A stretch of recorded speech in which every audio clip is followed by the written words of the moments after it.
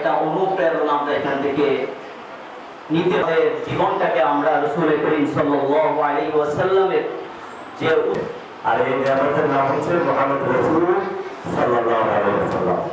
আল্লাহ রাসূল সাল্লাল্লাহু আলাইহি ওয়াসাল্লামের ঐতিহ্যবাহী আন-নিসা একাডেমি কর্তৃক আয়োজিত আজকের এই সিরা মুফতিয়ারের সম্ভাষক আইএমসি এবং মুহাদ্দিস ও বিভাগীয় প্রধান শেখ